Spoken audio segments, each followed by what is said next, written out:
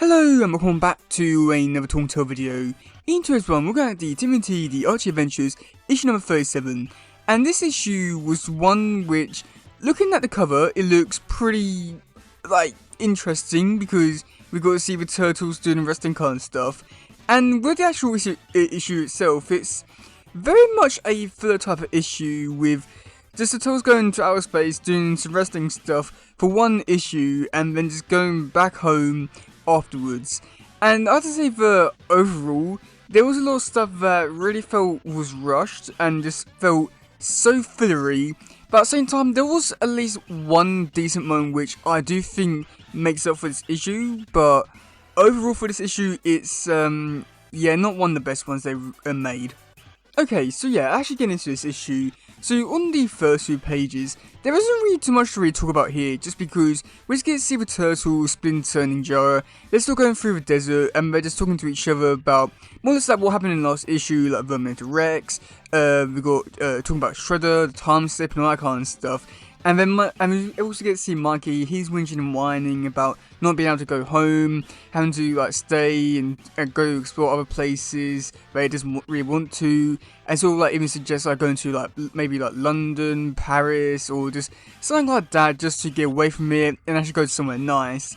And I would say overall for this bit here, there wasn't really anything really outstanding for this conversation. It's mainly a lot of stuff which you would expect from this kind of stuff.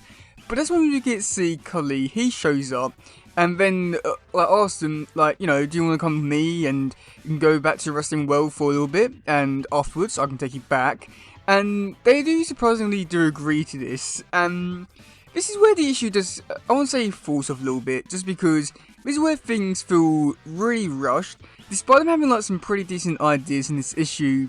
And it's annoying because there's some pretty decent stuff in this one, because we do get to see return of quite a few old characters, just like Ace Duck, Crying Hound, Trap, and all that kind of stuff. So it's really nice to see a lot of old characters returning, even if they don't actually do much in this issue. It's still quite nice to see that. And we do get to see Stumpy tells for the main event. And they do, when actually get to see the Turtles interacting with Trap, he goes on to explain that the main event is them. However, this time around things are going to be a little bit different, just because this time all four Turtles have to fight each other, and then afterwards someone has to fight El Mysterio, which turns out just to be Crying Hound, and yeah, why not? And after that we do get to see Ace Duck. He's one of the first contenders in a ring to fight someone, where we get to see him in his speedos fighting a werewolf. And oh boy, this is just really screaming 1987 show all over it. And it I mean, I really want to love this because of how crazy and stupid and wacky it is, but at the same time, oh my god, what were they thinking? It's not a bad scene whatsoever, but really, some people say that this is one of the best versions of the Turtles, and when you're looking at stuff like this, really, you really think that this is one of the best versions when we've got a very beefed out, really good looking duck in speedos fighting a werewolf in a wrestling ring in outer space. What the hell has gone wrong with this comic series? It's I mean, I've got a big smile on my face, but I don't think you can justify the stupidity of all of it. But yeah, oh boy. But after that, we do get to see Ninjara and Splinter. They start to talk a little bit, but my Splinter, he wants to go out and get some air. And that's when we do get to see an actually pretty decent interaction with Ninjara and Splinter. We do get to see Ninjara comes over and wants to comfort my Splinter, and she goes on to explain that, oh well, this is the first time actually being alone together, and I want to ask you some questions. Now the first time I did read this a few years ago, I was somewhat thinking that maybe Ninjara and Splinter would be getting it on and all that kind of stuff, but no, they actually have a really nice conversation. And I don't think it's as deep as I would have liked it to be. I feel had this been, this comic series been for a more of a mature audience, I feel like this conversation would have been a lot better and a little bit more, like, I want to say more thoughtful, and more emotional and that kind of stuff. But because this one's more aimed towards kids, it doesn't really hit the right spots which I think it should have. But I feel like it still got the main points which it did, and it did a really good job at it. And Musmito goes on to explain for basically that he didn't trust Ninjara at first, but now he like fully trusts Ninjara, and because she's dating Raph and it's all new for him, he has to like come to terms and accept the fact that like Toes are growing up, and he has to get used to it basically.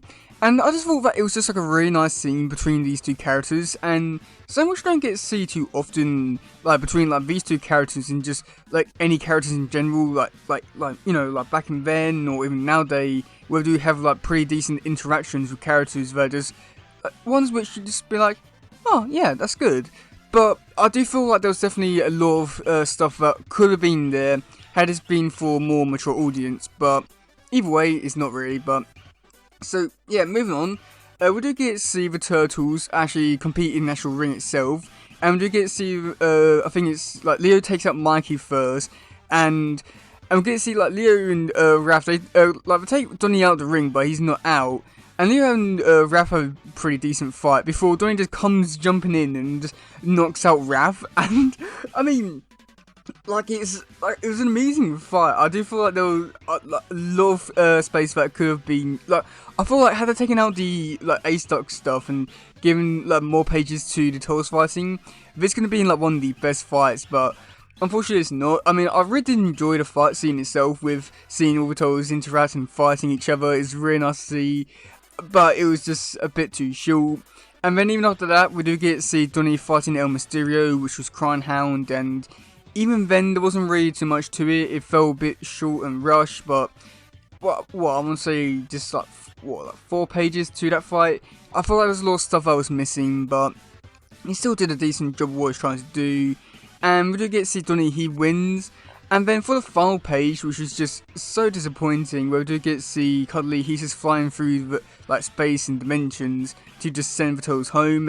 And yeah, so I'd say that overall for this issue, there was a lot of stuff which I really did enjoy about this issue, but at the same time, I do feel like this one is such a filler type of issue, which is so annoying, and I do feel like had this issue been for a more mature audience, I do feel like a lot more of like some of these scenes could have been a lot more enhanced and could have been like a lot more enjoyable, but unfortunately they're not. But I'd say that overall, it was just a really great issue, and just a lot of stuff which I would like to see happen again, just like redo them, because I feel like some of this stuff in this issue was really great storytelling.